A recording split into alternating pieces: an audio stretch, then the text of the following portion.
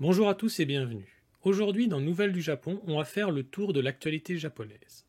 Pour commencer, on en parle depuis très longtemps, mais le Japon pourrait enfin changer la classification du Covid en maladie de catégorie 5, ce qui est l'équivalent de la grippe saisonnière.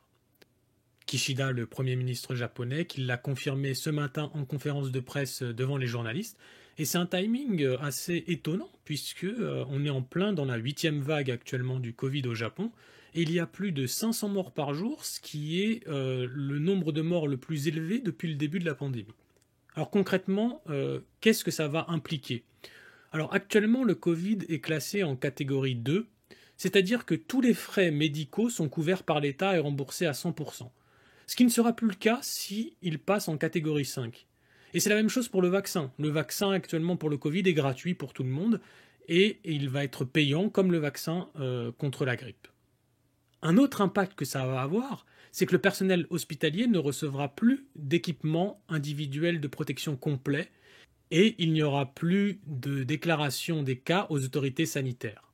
Ça veut dire aussi la fin de la recommandation de porter des masques en intérieur et forcément la fin aussi des mesures aux frontières. Alors attention, ça ne veut pas dire que les Japonais vont du jour au lendemain, parce que le gouvernement a enlevé ses recommandations, ne plus porter le masque.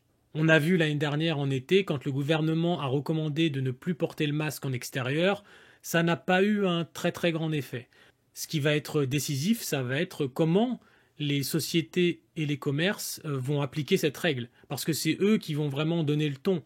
Si demain toutes les sociétés et les commerces disent le masque n'est plus obligatoire, je pense quand même qu'on va revenir à quelque chose de proche de ce qu'on était auparavant. On passe à la news suivante qui touche les trottinettes électriques. À partir du 1er juillet, les trottinettes électriques sans permis pourront être utilisées sur les trottoirs à condition qu'elles ne dépassent pas les 6 km/h. Le port du casque sera obligatoire et conduire sous l'emprise de l'alcool ou alors utiliser son portable sera passible de sanctions. Actuellement, pour utiliser ces trottinettes électriques de location, le permis est obligatoire, elles vont jusqu'à 20 km/h et on est obligé de rouler sur la route, comme les vélos électriques en fait. Pour la news suivante, une news un peu plus mignonne, la ville de Rifu, à Miyagi, a organisé une course de bébés. Et donc, 20 bébés âgés de 7 à 14 mois se sont affrontés sur un parcours de 3 mètres en rampant vers leurs parents. C'était organisé dans le but de donner l'occasion aux familles élevant des enfants d'avoir des interactions et de pouvoir communiquer entre elles. Il y a des bébés qui se sont endormis en pleine course, mais c'était l'occasion pour les parents, effectivement, de communiquer entre eux dans un contexte où le Japon fait de moins en moins d'enfants et la population baisse chaque année. Et maintenant, on passe au point bouffe. On commence avec les donuts de la collaboration entre Mr Donuts et Toshi Yoroizuka, qui font vraiment envie. À partir du 25 janvier, Mr Donuts va donc vendre 2 donuts spéciaux, un donut au chocolat fourré à la banane équatorienne et un autre fourré à la crème de marron italien et au caramel salé avec des amandes confites et des pistaches grillées par-dessus. On continue avec Domino's Pizza Japan, qui sont toujours pour les bons coups, puisque aujourd'hui, jusqu'au 5 mars, ils nous proposent un milkshake avec des morceaux de bacon dedans, dans lequel on peut tremper sa pizza. On testera peut-être, mais dit comme ça donne pas trop envie, mais on m'a dit que Five Guys le faisait déjà et que apparemment c'était très bon. Bon, à voir. Et pour finir, une photo d'un japonais qui a fait des takonelés. Alors qu'est-ce que c'est des takonelés?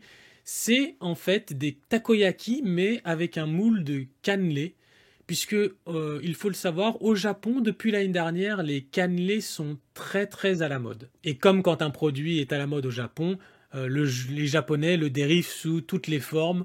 Donc on a des glaces, on a des donuts cannelés, il y a vraiment vraiment de tout. On continue avec les sorties ciné, animées et séries. On commence avec les sorties ciné avec Bad City.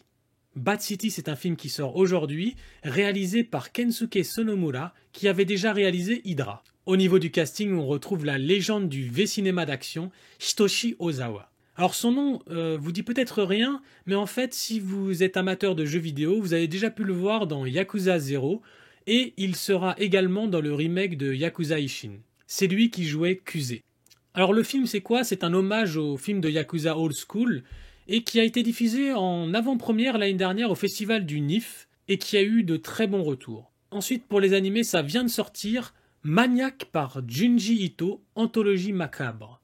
C'est une adaptation de 20 histoires de Junji Ito, le maître de l'horreur japonais, compilées en 12 épisodes, parmi lesquels on retrouve notamment les classiques Tomie, Soichi ou encore Kobutsuri Kiyu. Et pour terminer, la série Makanai dans la cuisine des Maeko par Koreeda, qui est dispo sur Netflix. C'est une adaptation en 9 épisodes du manga Maeko-san Chino Makanai-san de Aiko Koyama. Alors, la série, ça raconte quoi? Ça raconte deux amis inséparables qui rêvent de devenir Maiko et qui emménagent ensemble à Kyoto. C'est la série La petite douceur de l'hiver. Voilà, on a terminé pour aujourd'hui. Si vous avez aimé la vidéo, n'hésitez pas à mettre un petit pouce bleu et à vous abonner. Allez, salut, à bientôt!